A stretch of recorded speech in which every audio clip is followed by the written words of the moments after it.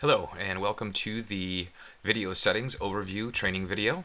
We're going to concentrate in this module on all the settings that are available to you to create overlays, form overlays, and call to action buttons and text on top of your videos. So let's go ahead and get started here. The first thing I'm going to do is move a container here 100% width, and the EP player, which is the video that I've set in my initial settings in my video details. So you'll notice that this grays out after you have dragged one to the builder. This is because they're only allowed one instance of this player per builder. You cannot have multiples of this. You can have other YouTube and Vimeo videos display on page at a certain time in your video, which will be covered in another module. But the EP player, you can only have one instance. So let's go ahead and take a look at those settings. All the settings for all these elements are always up here in the top right corner under the settings button.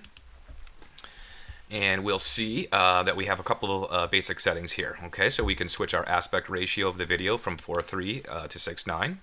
We can auto start the video, loop the video, hide our video controls, resume where the user left off, and pause the video when it's off screen. Okay, so we'll set a couple of these settings here. Some are very self-explanatory, but we'll set a couple of these just to kind of show you what that looks like. So I'm going to leave the auto start off. I'm going to have the resume where the user left off feature on, and pause when the video is off screen, so we can demonstrate that as well. So we'll just go ahead and hit apply for right now, and we'll just show you what those do. And always save our page first, and then we hit preview. Okay, so that's going to load our video. We'll go ahead and start it up. Okay, so we're starting now. So what we'll see is that someone's engaged, so we have him talking. What we're going to do then is close the preview. And we'll revisit our settings here. So we're going to see where we're going to see resume where user left off, and then I'll show you here as well as what happens when we open a new tab. Okay. So we'll go ahead, just save, make sure that we're good. Okay. So now you'll see that this comes resume where you left off. So I can either choose to cancel, which will basically just start the video over, or I can resume where I left off last, which was right there. Now the other feature that we had set was to pause the video when it's off screen. So if you notice, I just popped a new window and it paused. I close it and it starts again. Okay, so you can play around with those depending on what your needs are. So right now I'm actually going to turn the auto start on, and we'll turn the resume and the pause off for now so that we can demonstrate the form overlays. So with form overlays, you're going to have an enable button, so you go ahead and enable it if you'd like a form to appear at some point in this video. You're going to notice that once we're on this and we enable it, we're going to get our integration and button tabs as well, so we'll walk through those settings. So basically you're going to have some display options here for this form. You can show it at the beginning of the video, at the end of the video, or put in a custom time. For this example, let's just put a custom time in here, and I'm going to say it is 5 seconds just so that it appears, and we're just going to leave it on the screen. We could actually have it go out at a certain point. For a form, probably doesn't make sense because you're going to want to capture that, that sign up. But if you want to, you could certainly have that setting in here as well if you'd like. So after submitting, we also have a couple of choices. We can continue to play the video after submit, or you can send them to an external page. If on thank you want to send them off to some other custom thank you page, and you're done watching the video, or you don't want them to stay on to watch more of the video, you certainly have that that choice. So what we'll do is we'll just continue to play video. Now, the settings is tied in with this one here, so we have the form action display and to stop video. So basically we're telling it, hey, when this form comes up on screen, go ahead and pause the video. And then what we'll do after submit is continue to play it. Now you could have this setting here where it's just continue to play, so that when the form comes on screen, it will just continue to play in the background, and that form will just stay on there until they actually fill it out. Then it will disappear. So for now, I think we'll just to test here, or for an example, we'll do the stop video, and then we'll continue play after submit. Okay, so for integrations, what we have, and we've walked through this in a previous module as well, but you have two different types. You have the raw HTML, and again, I'm going to throw the warning, raw HTML, use at your own risk. Every autoresponder gives you that raw HTML in a different format. If you do enter that in here, we will allow you to map those fields that you have set up, and the only fields that are allowed are first name, last name, and email. So when you're setting up your forms in your autoresponder and you want to use this this method, make sure that these are the 3 fields that you have, and we'll be able to map those once we paste those in. Now our autoresponder, which is the way that we recommend that you handle email collection, is what's covered in another module as well. So if I were to select this, I would basically have all the autoresponders that I have hooked up here. Once I select one that's actually connected, for these purposes I don't have one that's actually connected, it will basically display your lists in a drop-down menu, which you'll go ahead and select which list you would like that particular email to go to. So now we have our form here as well. As I've said, you have first name, last name, and you have email. Now, email is required by all autoresponders, so you do not have the choice to shut that off. It is required, and it will always display. However, you can shut off first name and last name, or turn them on, make them required if you'd like, and you can also put a custom placeholder in. So the placeholder is basically what displays in that form. Right now, we have some defaults that we put in there, which is first name, last name, and email. So I'm going to leave them as such.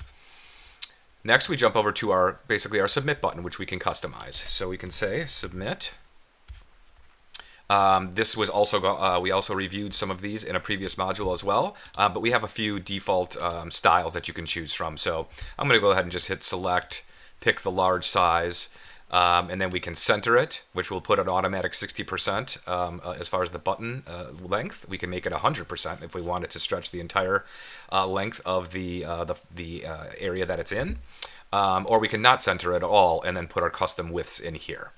I prefer it centered, so I'm just going to go ahead and use that feature.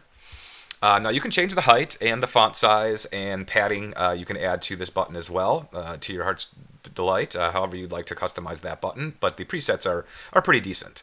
So you can also change text color, you can use shadows, and you can manipulate those shadows here as well. We can set border thicknesses and border radius as well, so you can play around with those to get it the way that you want it to look and set that custom border color. So for now, I think that looks pretty good, and I'm satisfied with that. So we're just going to go ahead and hit apply. Okay. Now remember, we have this set to come in at 5 seconds, and it's going to pause the video when it appears, and it will continue to play after it submits. So you notice we always have to save before we preview. So we're going to go ahead and save it. I'm going to preview. And we have it on auto start, so there it goes. And there's the form. So that's 5 seconds in. Notice our placeholders are here, and we can go ahead and enter our name and our email. And once we submit, you're going to get a thank you message to know that it was submitted successfully, and the video will continue to play. Okay, so now we can go back into our settings, and we'll go ahead and take a look at some of the calls to action. The first thing we're going to want to do is on our form overlay options area is let's disable this, so we don't want to have both. We said we want to just have a call to action. So in our call to action, of course, we're going to enable it. You're going to have 3 different types. You can have text, an image, or a button. So to start, let's just take a look at the text. So we have the same choices here, which we can show at the beginning of the video, or a custom time, or the end of the video. So I'm just going to go ahead and select the 5 seconds here so that we can take a look and see how that works. Now we can continue to play it if we choose. So actually, for this one, let's do an end time too of 10 seconds. So we'll continue to play the video, some text will appear, and then will disappear at 10 seconds, okay? So we have now our text editor right here. So we can say, I'm just going to put some text in here. Text goes here. Now we can format this however we'd like. If we want to create a link within there, we can do so. Make sure that we always use HTTP in this format here. New window. Okay. And then what I'll do is actually increase that font just to be a little obnoxious, but just to demonstrate the point that it is there. We can have some of this text maybe be a little bit larger. Yeah, we'll go 12. Okay. So we can put whatever we'd like in here. We can link things. It works just like any other editor. There's heading titles, alignments, blocks. You have a pretty good array of choices there for the text. So let's just go ahead and hit apply, and of course save, and preview. Okay, so it's going to start. In 5 seconds, we should see that text appear. And there it is, and there's our link. And there it goes away. Okay, so let's go ahead and take a look at the image call to action. All right, so we'll go back to call to actions, and our options here, we would select image from the dropdown. Okay, it's enabled. So what we need is a source. So what I did is I just found an image. I think it's a McDonald's ad out on Google, just for this example. And we can also have it, send it somewhere. So let's just send this off to Google. And we have this one set the same as 5 and 10, which I'll use for all these examples, just so that we can see how that works. And we'll preview.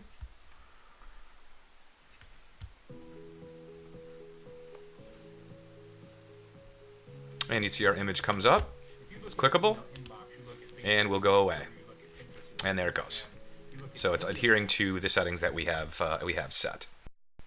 Okay, so let's take a look at the last call to action type, which is a button. So we'll go ahead and set this to button, and I'll leave these the exact same as before. And again, the same button attributes we can edit, just like all the other instances of editable buttons. So here we can just say, join our program. We'll be able to set a URL when it's clicked, and then the target. And let's see, let's just pick a default. We'll just do the success and large. Okay, good. All right, and all the other settings that you can play around with to fit your needs. So we'll do that and save. And when we preview,